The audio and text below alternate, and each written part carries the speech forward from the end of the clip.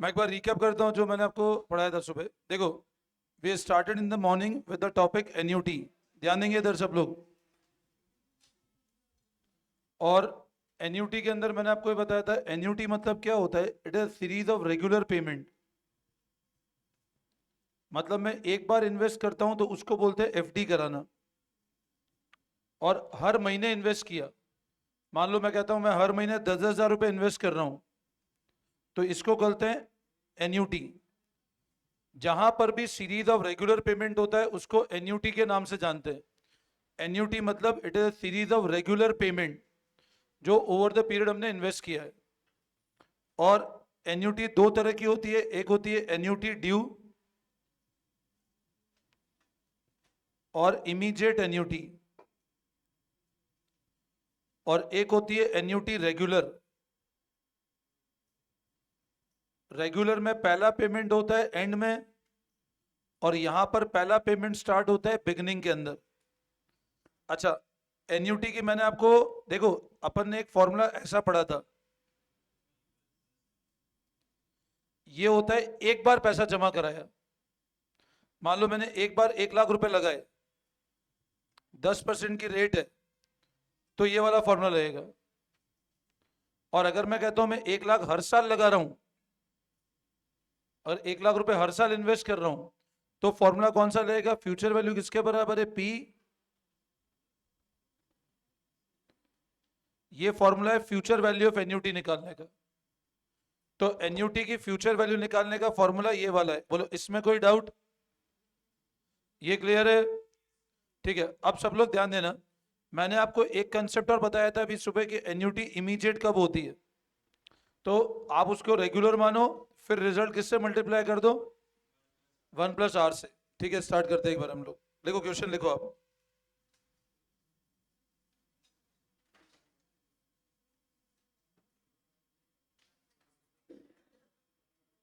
ठीक है, लिखो क्वेश्चन। नेक्स्ट क्वेश्चन लिखो।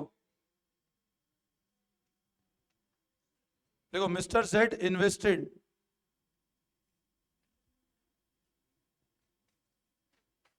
₹10,000 every year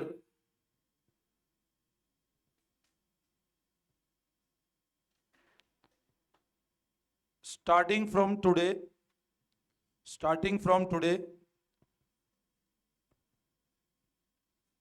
till next 10 year,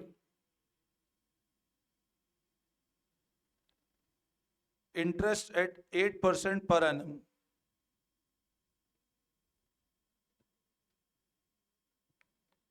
compounded annually.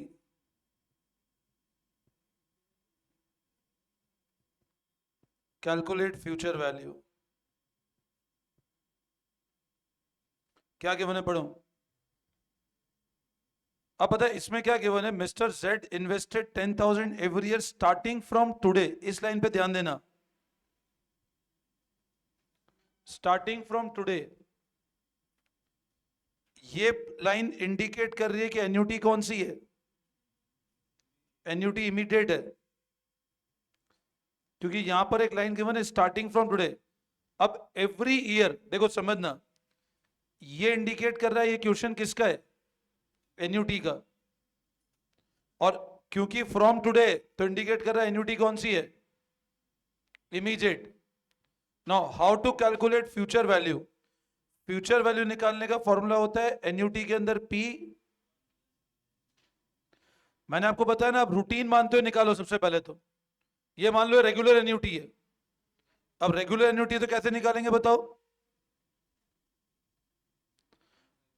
1.08 की पावर 10, ये निकालो, ये कितना आता है सबसे पहले? 1.08 की पावर 10 -1 की डिवाइड बाय पॉइंट, ये कितना आ रहा है? सबसे पहले ये निकालो, ये calculate the annuity assuming regular है वो। ये कितना आ रहा है? 1.08 की पावर 10 मैंने सिखाया तुमको, इनटू इक्वल टू करके निकालते जाओ वैल्यू। कितना आ रहा है ये? तो ये आ रहा है 144। ये तो ये मानते हो निकालना है कि एन्युटी कौन सी है। और क्योंकि सिंस एन्युटी इज इमीडिएट,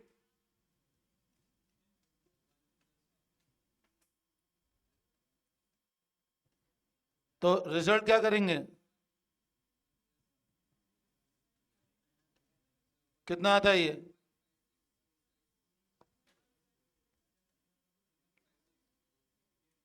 कितना आ रहा है ये बताओ?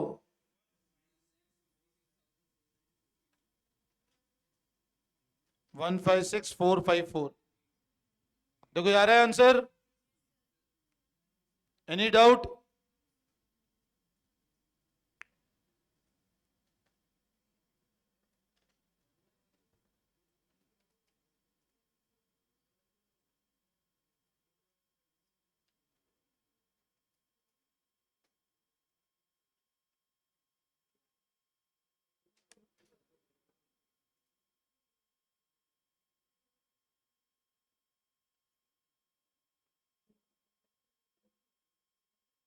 हो गया?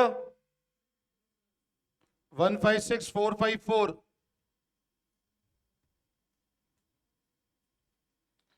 Any confusion?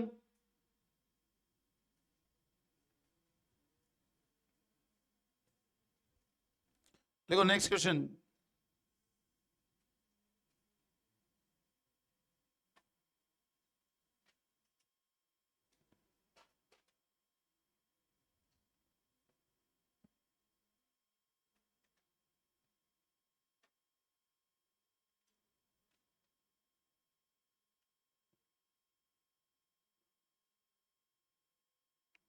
Calculate future value of annuity of rupee 150 at 3.5% for 12 years.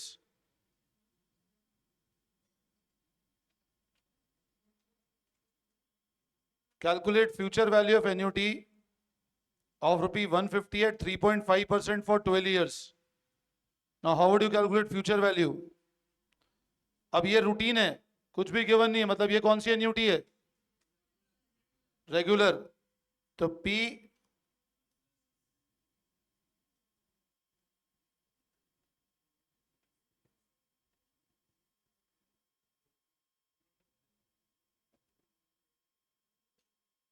निकालो कितना आ रहा है?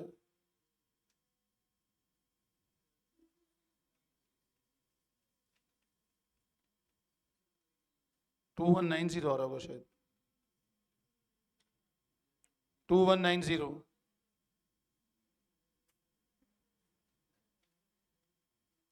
आ रहा है। 2190।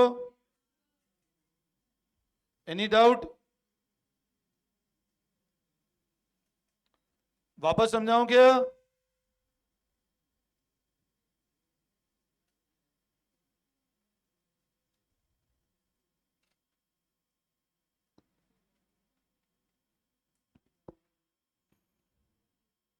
चलो देखो नेक्स्ट क्वेश्चन।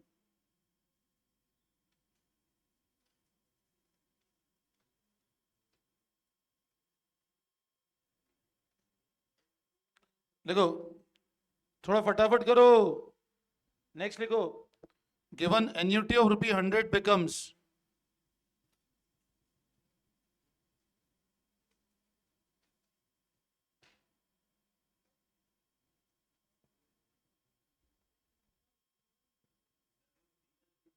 हाँ एन्युटी 100 रुपए की 3137 बन जाती है 4.5% पे, तो कितने साल होंगे?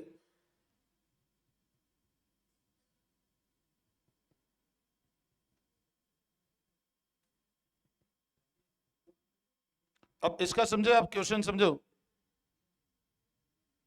इसका मतलब क्या हुआ? देखो सब लोग ध्यान देना, एक बार लिख लो फटाफट इसको।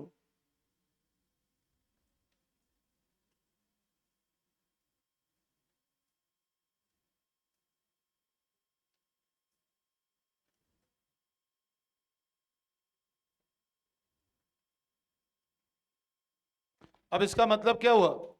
अगर मैं 100 रुपए इन्वेस्ट करता हूं तो कितने बन जाते हैं? अब एन्युटी मतलब अगर मैं रेगुलर बेसिस पे 100 रुपए लगाऊं तो इतना बनने में कितना समय लगेगा अगर ब्याज 4.5% पे मिले मेरे को तो? समझे? अगर मैं हर साल 100 रुपए लगाऊं, अब पता है तुम ऐसा समझो, तुमको ऐसा लगता है कि यार मेरे को मान लो 20 साल के बाद 1 करोड़ रुपए चाहिए और बैंक मेरे को 8% पे ब्याज देता है, तो हर साल बैंक में कितने रुपए लगाऊं मैं? तो मेरे को बोल रहे 100 रुपए अगर मैं लगाता हूं तो इतने बन जाते हैं 4.5% पे। तो हर साल कितने, मतलब कितने साल में बनेंगे ये निकालना है। मतलब मेरे को अमाउंट कितना गिवन है? 100।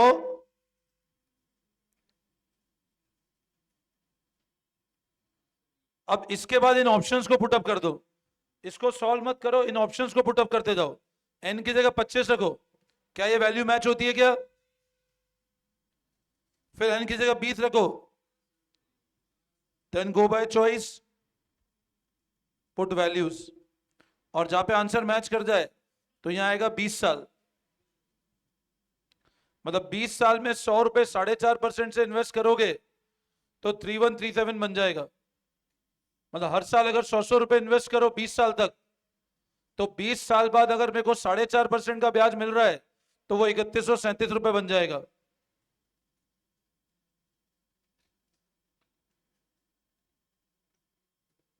कॉपी कर लिया?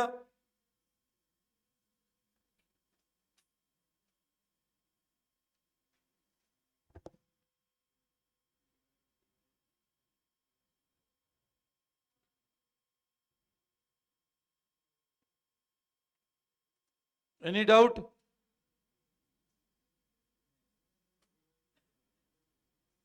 कॉपी कर लो फटाफट, हो गया क्या?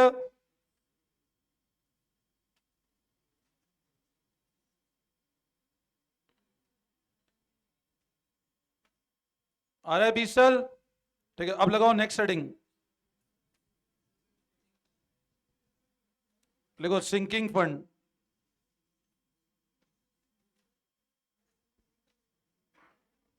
Next sinking fund.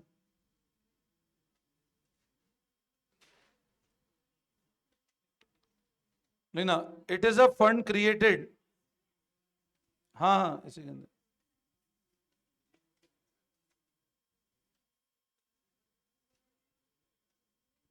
For a specific purpose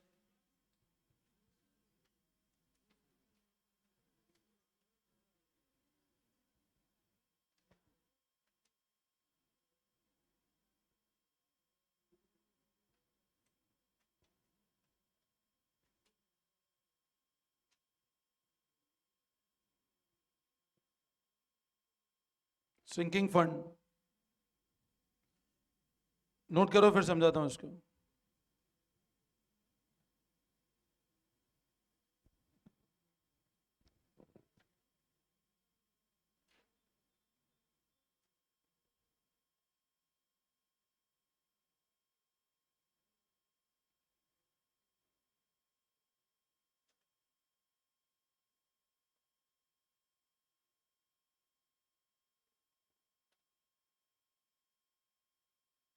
note कर लिया? ठीक है, अब ध्यान देना, देखो सिंकिंग फंड। अब सबसे ज्यादा नाम ध्यान रखना कि इस नेम से इस फंड का कोई लेना देना नहीं है। अरे सिंक मतलब डूबने वाला फंड, ऐसा नहीं है ना। सिंकिंग मतलब डूबने से बचाने वाला फंड। सिंकिंग फंड नाम क्यों रखा गया? डूबने से बचाने वाला फंड।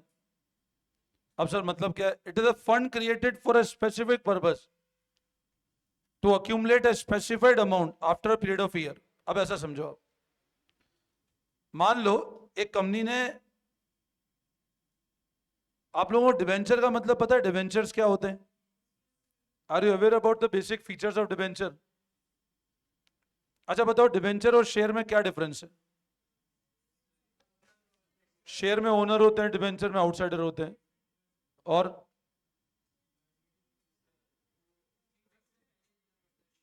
मतलब डिवेंचर को देखो, रेगुलर क्या पे करना पड़ता है, शेयर पे क्या देना पड़ता है, और वो डिविडेंड भी वेरिएबल होता है। इक्विटी शेयर की बात कर रहे हैं। एक और मेजर फीचर जो है ना, कि डिबेंचर को एक टाइम बाद क्या करना पड़ता है, कंपनी को रिडीम करना पड़ता है। मतलब आपने अगर मान लो डिबेंचर इशू किया, तो डिबेंचर को एक टाइम बाद आपको उनका पैसा क्या करना पड़ता है, लौटाना पड़ता है ना। अरे तो देखो ध्यान दो, अब डिबेंचर के अंदर पता है एक बहुत बड़ा फीचर होता है रिडेम्पशन का। मतलब जैसे मान लो एक कंपनी है जिसने मान लो 1 लाख रुपए के डिबेंचर इशू किए, और लेट से 10 साल के लिए इशू किया और रेट ऑफ इंटरेस्ट 12% है। अब 1 लाख रुपए के डिबेंचर इशू किए 10 साल के लिए, रेट ऑफ इंटरेस्ट कितना है? तो जिस दिन कंपनी ने इशू किया ना, उसी दिन कंपनी ने कमिट कर दिया कि हम 10 साल बाद 1 लाख रुपए वापस लौटा देंगे। और इन 10 सालों में हम लोग रेगुलर हर साल 12,000 रुपए का इंटरेस्ट भरेंगे। भाई 1 लाख पे 12% मतलब कितना हो? 12,000। तो day on which company have issued debenture, company ने कमिट कर दिया कि 1 लाख पे 10 साल का 12% का ब्याज है, तो हम हर साल कितना ब्याज भरेंगे? अब भले ही हम कमाए या नहीं कमाए, 12,000 का इंटरेस्ट देंगे और 10 साल के बाद हम ये 1 लाख रुपए आपको वापस दे देंगे। ये जिस दिन कंपनी ने इशू किया, कंपनी को उसी दिन पता है हमको ये 1 लाख रुपए 10 साल बाद देने। मतलब अगर किसी कंपनी ने डिबेंचर इशू किया तो डेट ऑफ इशू पे ही उसको पता है कि मेरे को एक टाइम बाद ये पैसा वापस लौटा देना है। अच्छा, अगर कोई कंपनी ने शेयर इशू किए तो शेयर के लिए हमेशा ध्यान रखना, कभी भी रिडेम्पशन नहीं होता है शेयर के अंदर। शेयर कभी रिडेम्पशन नहीं होता है। शेयर की लाइफ हमेशा ध्यान रखना परपीचुअल होती है। अब आप लोगों ने अगर कंपनी एक चैप्टर पढ़ा हो तो कंपनी में एक फीचर होता है, company have परपीचुअल life. Now what is meaning of word परपीचुअल? मतलब इनफाइनाइट। परपीचुअल मतलब क्या होता है?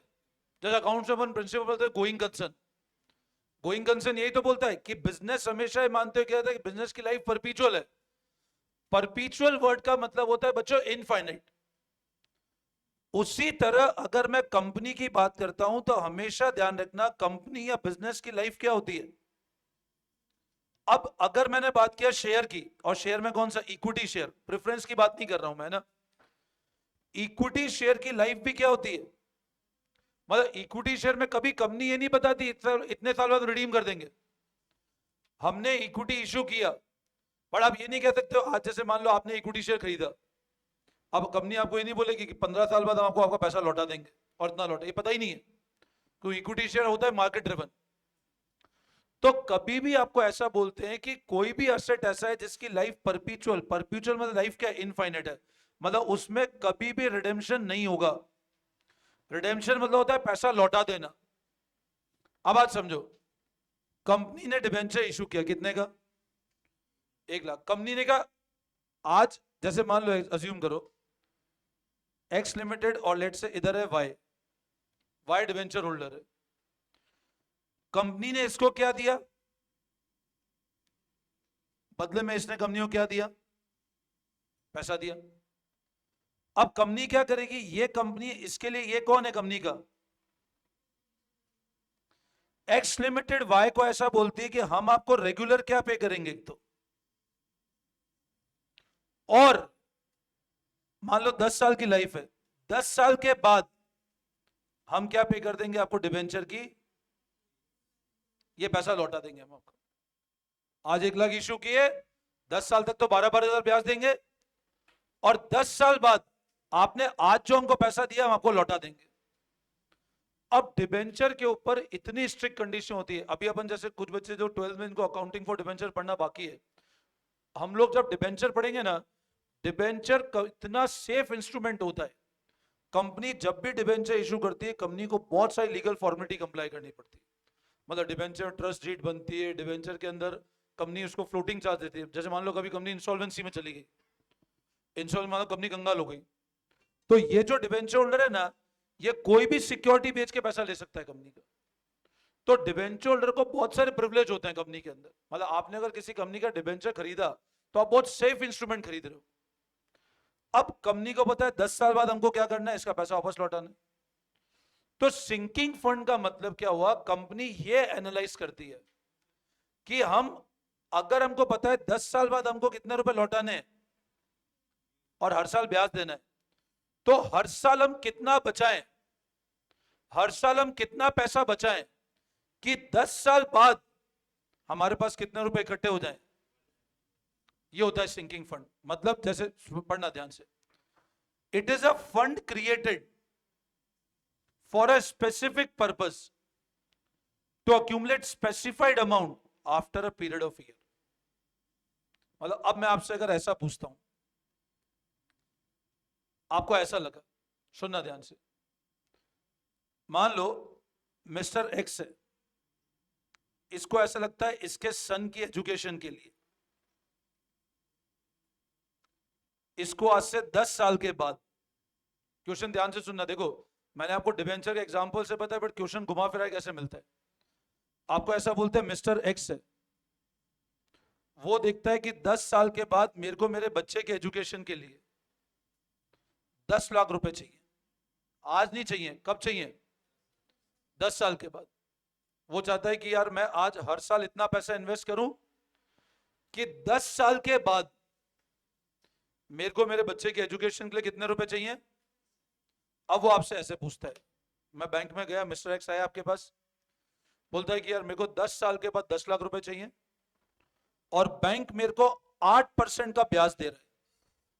बैंक कितने का ब्याज दे रहा है? तो मैं हर साल कितना पैसा बचाऊं कि 10 साल बाद कितने रुपए मिल जाए मेरे को। तो बात तो वही हुई ना कि क्या, मैं डेफिनेशन पढ़ो, एक ऐसा फंड जिसका एक स्पेसिफिक पर्पस था to accumulate a specified amount after a period of year. अब क्वेश्चन सिंकिंग फंड नहीं बोल रहा है, पर आपको क्लियर होना चाहिए कि अगर हमको एक ऐसा फंड इकट्ठा करना है एक नंबर ऑफ ईयर के बाद, तो आज कितना अमाउंट हर साल जमा करा है, मतलब क्वेश्चन सिंकिंग फंड है। फिर अब आप मेरे को एक बात बताओ, आपसे मिस्टर एक्स से पूछता है मैं हर साल कितना इन्वेस्ट करूं कि मेरे को 10 साल के बाद कितना ब्याज हो और कितने रुपए मिल जाए, 10 लाख रुपए मिल जाए। तो आप क्या ऐसा बोलोगे 10 लाख चाहिए 10 साल के बाद, तो एक काम करो हर साल 1-1 लाख रुपए इन्वेस्ट करो। आपने मिस्टर एक्स सॉल्यूशन दिया, 10 लाख डिवाइड बाय 10 कर, हर साल 1 लाख रुपए इन्वेस्ट कर दे, तो 10 साल 10 लाख हो जाएंगे तेरे पास में। क्या ये होगा क्या? अच्छा क्यों नहीं हो सकता, आंसर ये बताओ। अच्छा बताओ, 1 लाख से ज्यादा आएगा आंसर, 1 लाख से कम आएगा? क्योंकि इंटरेस्ट भी तो मिलेगा उसको। इसका मतलब जब भी क्वेश्चन हमको इस तरह का है, मतलब हमको एक तरह से क्या निकालना है भाई, आपको फ्यूचर वैल्यू गिवन है, ये एन्युटी तो हुआ कि 10 लाख रुपए मेरे को 10 साल बाद इकट्ठे करने, तो आज हर साल कितना इन्वेस्ट करूं, मतलब एन्युटी के प्रिंसिपल निकालना है मेरे को। तो अब मैं कहता हूं फ्यूचर वैल्यू कितनी है, पी,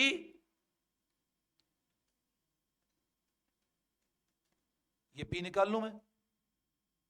अब मान लो इसको सॉल्व किया, इसको सॉल्व किया, लेट से आता है ये 85,000 है अप्रोक्सीमेट, मान लो ये इतना जो भी आता है वो देख लेना, बट मान लो 85,000 आया।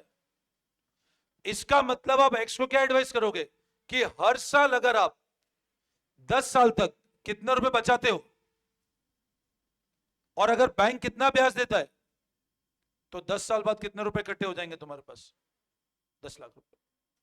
तो सिंकिंग फंड मतलब अपने को क्या निकालना है, प्रिंसिपल निकालना है। आप लॉजिक समझे क्या निकालना है हमको, we need to calculate principal. अब सर आपने डिबेंचर एग्जांपल से क्यों बताया, इसलिए बताया, सुनो, आपको क्वेश्चन ऐसा मिलता है, a company want to redeem, सुनना अभी कॉपी नहीं करना, want to redeem debenture worth ₹5 lakh at end of 5 years, और इन्वेस्टमेंट कर सकती है कंपनी 8% पे। अब क्वेश्चन ये पूछेगा what is the invested amount every year. अब पता है आपको यहां पे पढ़ के क्लिक हो जाना चाहिए, क्वेश्चन ऐसा मिलेगा आपको। क्वेश्चन आपको ये नहीं बोल रहा है एन्युटी निकालो, क्वेश्चन ये भी नहीं बोल रहा कि एन्युटी की आज की वैल्यू निकालो, क्वेश्चन ये बोल रहा है company want to redeem debenture worth ₹5 lakh, मतलब कंपनी कितने का डिबेंचर रिडीम करना चाहती है, कितने साल के बाद, तो 5 लाख का डिबेंचर रिडीम करना चाहती है कितने साल के बाद। तो ये बताओ कंपनी आज कितना इन्वेस्ट करे कि उसको 8% पे 5 साल बाद कितने रुपए मिल जाए। अब यहां तुमको पढ़ के समझना पड़ेगा कि ये 5 लाख रुपए एन्युटी की फ्यूचर वैल्यू है। मेरी बात समझे आप, एन्युटी वर्ड कहीं यूज नहीं है यहां पर। इसका मतलब, या फिर ऐसा भी हो सकता है a company want to create a sinking fund, इसका मतलब कंपनी हर साल कितना पैसा इन्वेस्ट करे कि उस पर ब्याज कितना मिले और 5 साल बाद वो पैसा कितना बन जाए। तो आपको कितना पैसा इन्वेस्ट करे उसका आंसर देना। मतलब जब भी हमको सिंकिंग फंड, अब ये क्वेश्चन बहुत अलग अलग वैरायटी से बन सकता है, बट आपको एक कंसेप्ट मैंने समझा दिया। अगर हमको एक्स अमाउंट एक्यूमुलेट करना है कुछ साल के बाद, तो आज कितना इन्वेस्ट करें, मतलब एन्युटी की फ्यूचर वैल्यू गिवन है, हमको प्रिंसिपल निकालना है, तब जाके आप निकाल पाओगे। अगर इतना पैसा इकट्ठा करना है तो इस रेट से इन्वेस्ट करता हूं तो इतना पैसा 1 साल बाद इकट्ठा हो जाएगा। बोलो आई बात समझ में? वापस से समझाऊं, क्वेश्चन कितना भी घुमा फिरा के मिल जाए समझ जाना। ये भी बोल सकते हैं रिटायरमेंट में पर्सन को इतना पैसा चाहिए। मान लो एक बंदा सोचता है रिटायरमेंट 20 साल बाद रिटायर होऊंगा, रिटायरमेंट 50 लाख रुपए चाहिए, तो आज से कितना सेविंग करना चालू करूं, ये भी मिल सकता है क्वेश्चन। इसका मतलब फ्यूचर वैल्यू गिवन है 20 लाख। अब अगर बोल रहा है आज से हर साल कितना सेविंग करूं, तो एन्युटी है। और बोले 50 लाख चाहिए, आज कितना सेव करूं, मतलब फिर एफडी वाला केस हो गया, फिर एन्युटी वाला केस नहीं है। दो, एक तो होता है हर साल कितना सेव करूं, एक बोलता है आज कितना इन्वेस्ट करूं। तो वो केस में फिर नॉर्मल फॉर्मूला लग जाएगा, P1 + R⁴ वाला। बोलो वापस सिखाऊं कंसेप्ट को? कोई दिक्कत? फिर से पूछ लेना, डाउट हो तो। क्लियर है? तो अब लिखो, इसमें यहां तक लिखा था ना आफ्टर पीरियड ऑफ ईयर, लिखो, लिखना। इसको थोड़ा हिंदी इंग्लिश कर दे। जब भी क्वेश्चन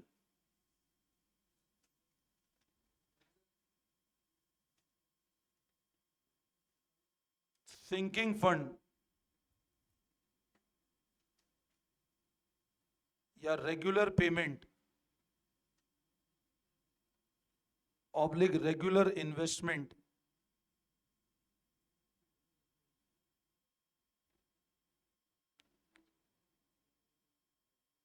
के रेफरेंस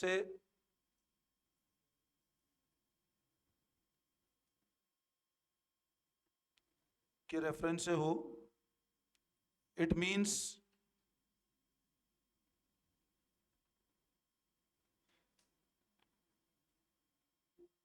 एन्युटी के फॉर्मूले में पी कैलकुलेट करना है।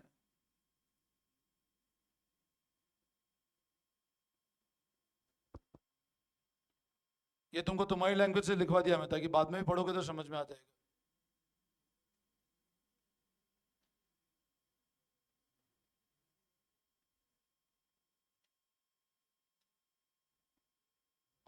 जब भी question sinking fund, regular payment, regular investment के रेफरेंस से हो, इट मींस एन्युटी के फॉर्मूले में पी कैलकुलेट करना है। अच्छा, रिटायरमेंट पे मेरे को इतना पैसा चाहिए, तो आज कितना इन्वेस्ट करूं। डिबेंचर रिडीम करना है, तो आज कितना पैसा हर साल अलग निकालूं, मतलब मेरे को पी निकालना है। पी मतलब प्रिंसिपल निकालना है।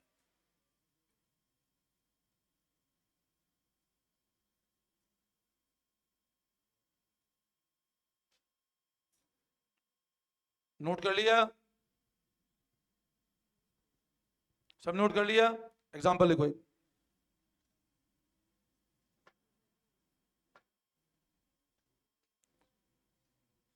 हाउ मच अमाउंट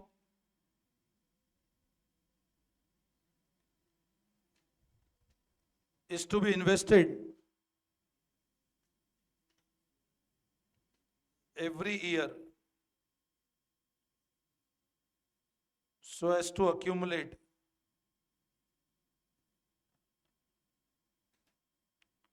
₹3 लाख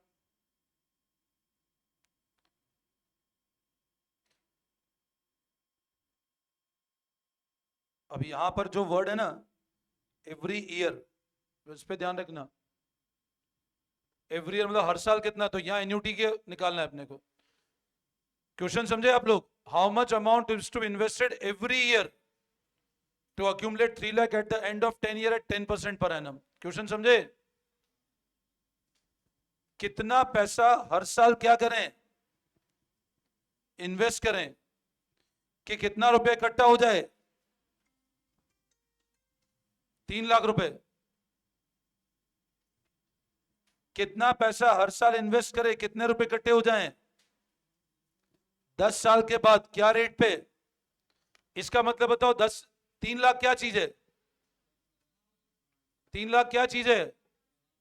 तो हर साल कितना इन्वेस्ट करें, तो अमाउंट 3 लाख है, तो amount 3 lakh equal to P.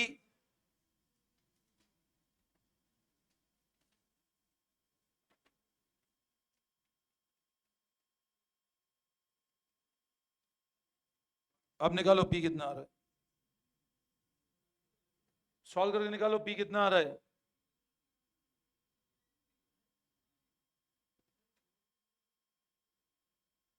Approximate ये आएगा, पी चेक करो, 18,823। इसका मतलब अगर मैं हर साल 10 साल तक 10% पे 18,000 रुपए इन्वेस्ट करता हूं, 18,800 रुपए इन्वेस्ट करता हूं, तो 10 साल के बाद अगर 10% ब्याज मिलेगा तो मेरे को 3 लाख रुपए मिल जाएंगे, ये मतलब हुआ इसका। कोई डाउट? Any confusion?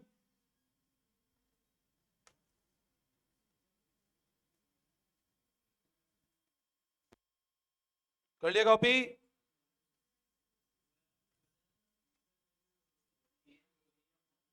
हाँ, अमाउंट विचोलिए की बात, कॉपी कर लिया?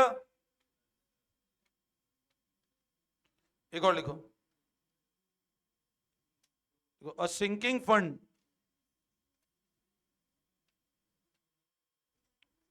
is created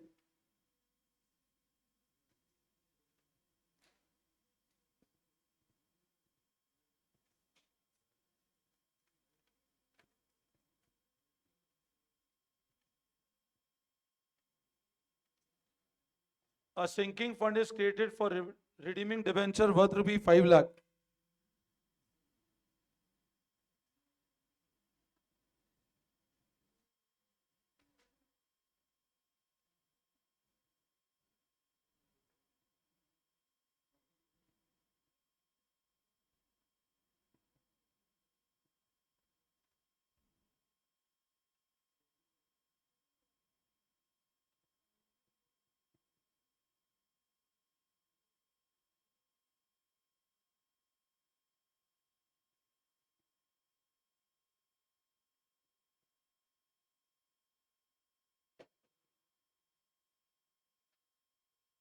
लिखो फटाफट, a sinking fund is created for redeeming the debenture worth rupee 5 lakh at the end of 25 year. How much province to made out of profit every year if investment can earn at 4% per annum?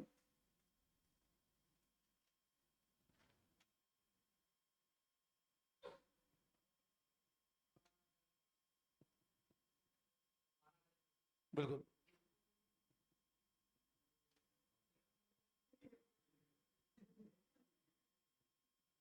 आप समझे question क्या बोल रहे हैं? कि हमको 5 लाख रुपए इकट्ठे करने हैं 25 साल के बाद, तो आज हर साल कितना इन्वेस्टमेंट करें?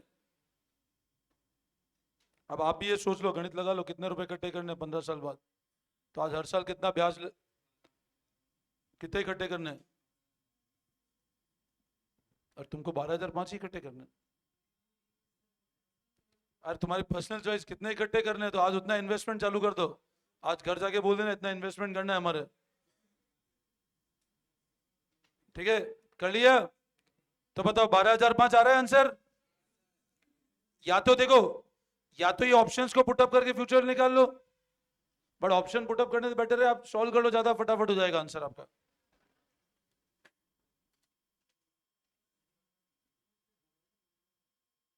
तो सॉल्व करोगे तो पी आएगा 12,005।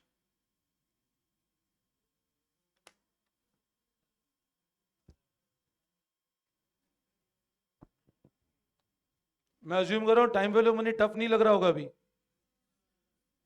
समझ आ रहे हैं ना? ठीक है, बस ये चैप्टर हो गया तो ये 15 नंबर निकल जाएंगे डायरेक्ट, ध्यान रखना अच्छे से। हो गया, समझ में आया?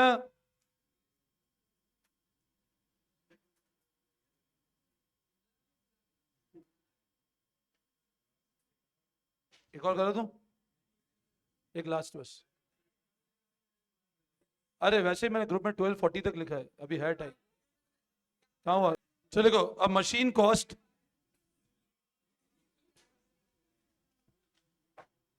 देखो अब machine cost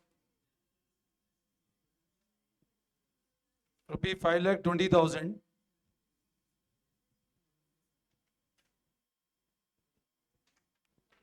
with life 25 year.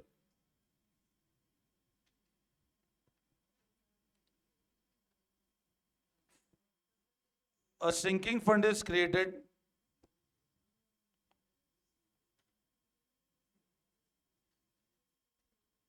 to replace with a new machine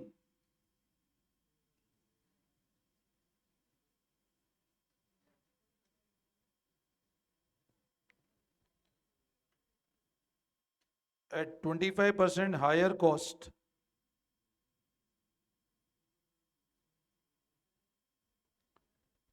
after 25 year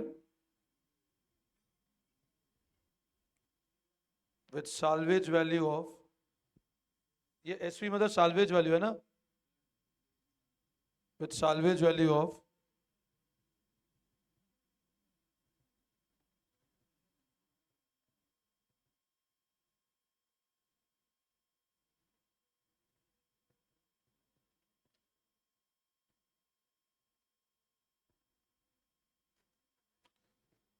what amount to be set aside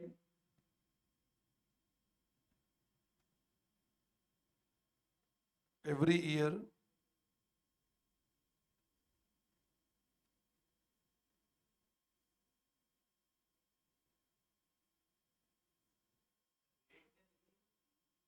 %3.5।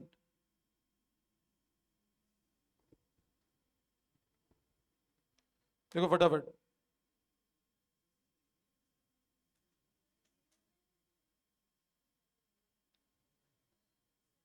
हाँ 3.5%।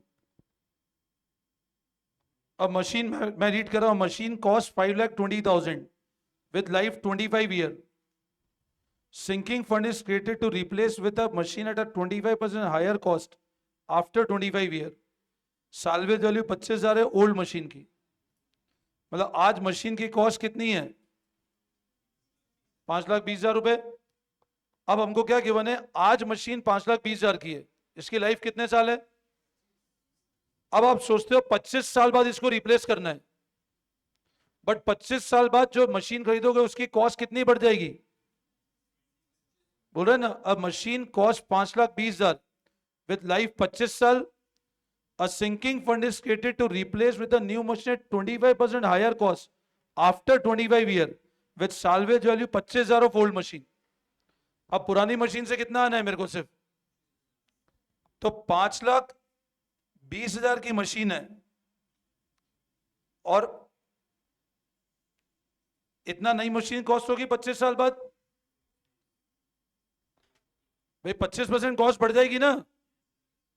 बट 25 साल बाद जब मैं पुरानी मशीन को बेचूंगा तो कितने रुपए आएंगे बताओ, तो इसको माइनस कर दूं, तो अमाउंट नीडेड आफ्टर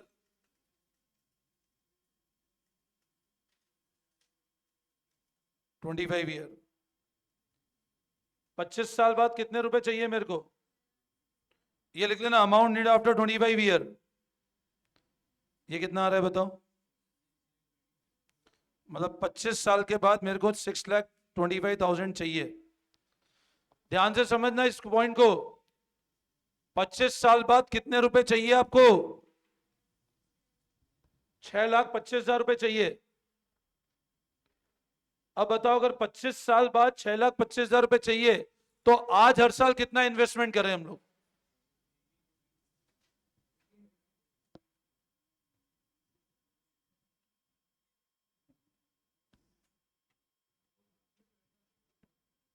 कितने साल,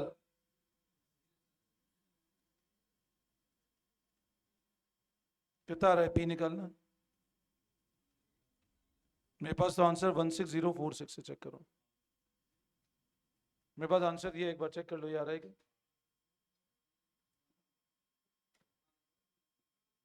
16046, ये आ रहा है। मतलब अगर मैं 16,000 रुपए हर साल इन्वेस्ट करूं 25 साल तक 3.5% के ब्याज पे, तो 25 साल बाद मेरे पास 6,25,000 रुपए इकट्ठे हो जाएंगे। वापस समझाओ।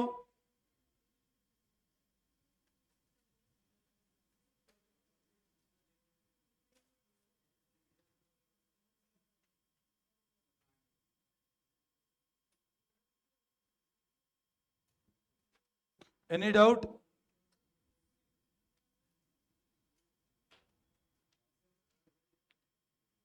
कोई कंफ्यूजन? 16046 आएगा, चेक करो आ रहा है।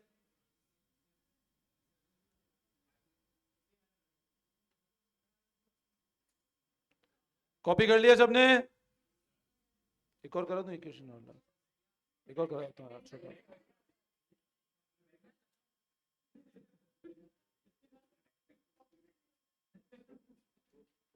चलो ठीक है, फिर करते हैं।